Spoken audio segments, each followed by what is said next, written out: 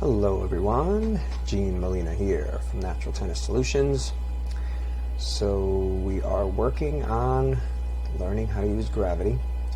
This is the split step and falling step version. Right now I'm just filming some mini tennis, and I want you to see there's a split step before every shot, and I believe that your split step is your gateway to learning how to use gravity efficiently. A lot of us do not split step. It's a no-no. If you want to get to a higher level, you need to be able to split step. So right now I'm giving you mini tennis from the service line, and there's the side view, and then there's going to be the back view, as you can see here. And then what I like to do is back up to about no man's land after this session is done. You do about 5, maybe 8 minutes of service line, then you can back up and start going to the no man's land area. The whole time you're trying to get your split step to work. Every time your opponent is making contact, you're split stepping. Now, as you get to a higher level, your split step, when someone hits harder at you, your split step is probably going to be a little bit before they make contact. But at a lower level, it's the premise is you need a base. So the base for a split step is when your opponent's making contact, you're split stepping. So you're just hopping onto your toes. It's almost like a jumping jack where your feet spread a little further apart. So if you watch my feet when I split step, they're at a certain place when I'm trying to get ready position, but then they split a little further apart than where they are. So as to getting your mastery of the way gravity feels on your body, this is the #1 way to do it. Now, as you can see, my little step forward as I go, if I can get one, is just small, right? It's a small step forward.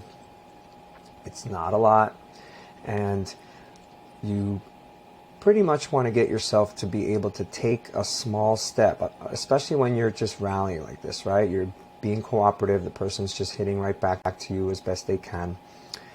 So here we're moving back to the baseline. When we move back to the baseline, just watch the split steps again. Not a lot, just pretty comfortable. Again, trying to master how gravity affects your body with this split step. Here's the behind the baseline view, and I'm not going too fast with anything. As you can see, that a small step forward with a pretty loose arm can get you a good amount of power to hit the ball back over the net. And all it comes down to is you figuring out, how is gravity affecting my body when I split step? If you can get yourself to split step well enough, then all of a sudden you have some mastery of what's happening with your body and feeling gravity. So making sure that you see that everything is going the way it's supposed to go as far as your mobility is involved.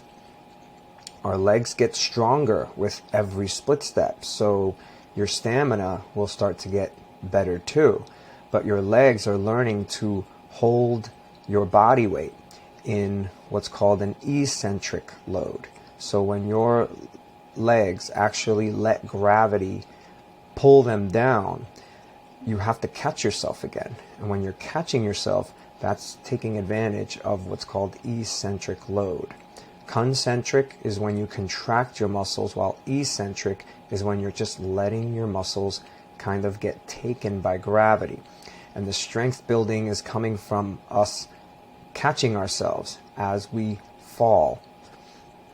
So make sure that you're really paying attention to this. When you're split stepping, it's when your opponent is making contact with the ball, and then you're trying to take a small step forward into every shot. Not a big step, just a small one. You know, feeling a little bit of that gravity take you forward.